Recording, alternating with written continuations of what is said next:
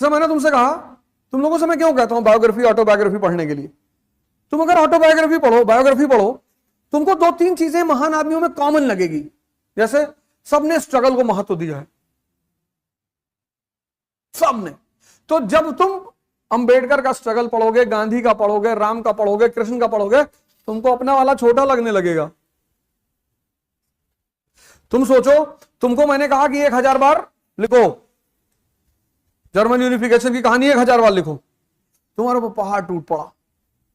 फिर मैंने इसको कहा तुम 2500 बार लिखो, तुम खुशी हो गए? नहीं खुशी हुए? तुमको अपना 1000 का गम गायब हो जाएगा कि ये 2500। अगर पीछे वाले मैंने कहा 5, ये भी नाचे लगेगी मेरा भी कम है। इसीलिए मैं तुमसे बायोग्राफीज पढ़ने के लिए कहता हूं।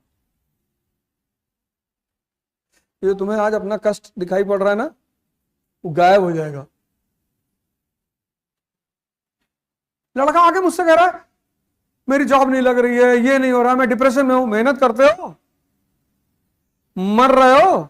14 साल भगवान जंगल में रहे, तुम कितने साल रहे? नहीं जंगल में थे, मारो लाठी निकाल के इसको 50-60 लाठी। वो कहानी इसलिए कही जाती है कि जब भगवान इस धरती के नियम से नहीं बचे तो हम कभी नहीं बचेंगे। नियम है, लॉ।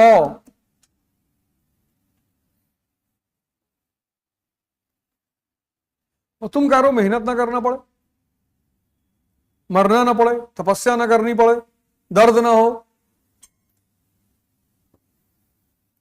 और दर्द इंसान की किस्मत में लिखा है।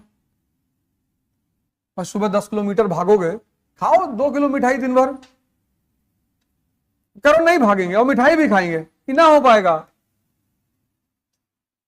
जितने लोग नौकरी पा जाते हैं सबके जीवन से खेल निकल जाता है बाहर, बस तुरंत शुगर हो जाती है। आज बच्चों को भी हो रही है, क्योंकि आजकल के बच्चे ज्यादातर वीडियो गेम पे बिजी हैं। इनके लिए खेल मतलब मोबाइल। हमारे लिए खेल मतलब होता था बैट बॉल स्टंप, उसी स्टंप से मार के आते थे।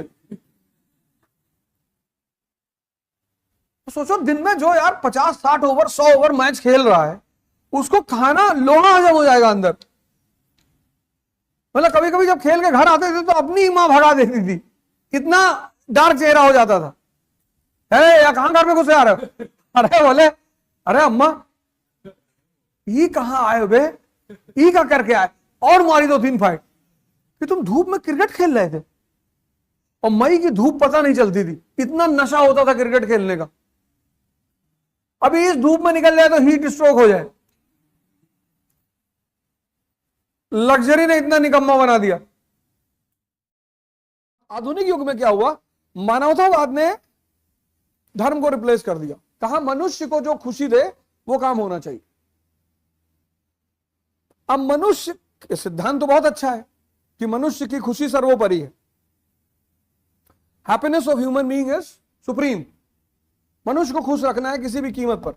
लेकिन इस सिद्धांत ने फायदा तो किया, मनुष्य को बेड़ियों से बाहर निकाला, आजादी दिया, सब कुछ किया। लेकिन अब मनुष्य एक बहुत बड़े सिद्धांत को भूल गया, और वो सिद्धांत यह है कि बिना कष्ट के कोई परिवर्तन नहीं होता। मानवतावाद का सिद्धांत बहुत अच्छा है, लेकिन उस सिद्धांत ने एक बहुत बड़े सिद्धांत को मिटा दिया, और वो है कष्ट। अब किसी को कष्ट नहीं चाहिए, जिम्मेदारी नहीं चाहिए।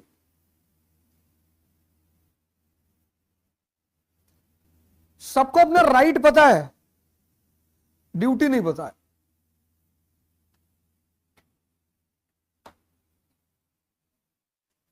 पहले जो बच्चे बड़े होते थे उनको संस्कार कौन देता था? दादा दादी देते थे। बुजुर्गों का काम ही यही था, घर के बच्चों को बड़ा करना।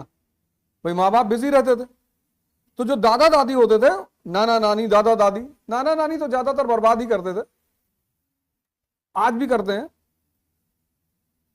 नाना क्या कोई डांटता ही नहीं, दूध गिरा दो कोई ना डांटे, दाल पलट दो कोई ना डांटे। घर पे तो मां बजा डाले तुरंत, आधा घंटा अगर दाल वाल गिरा दो तो घर पे तो ये सब नहीं चलता था, लेकिन नाना के यहाँ तो आदमी जम के बदमाशी करता था।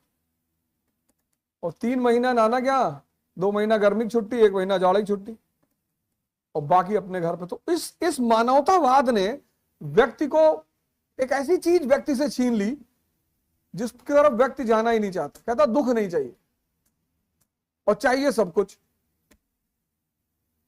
बस कहता दुख मत दो, कुछ तरीका बता दो आईएएस बन जाए, कोई तरीका बता दो एमपी बन जाए, परेशानी ना हो। वो संभव ही नहीं है, वो पॉसिबल ही नहीं है।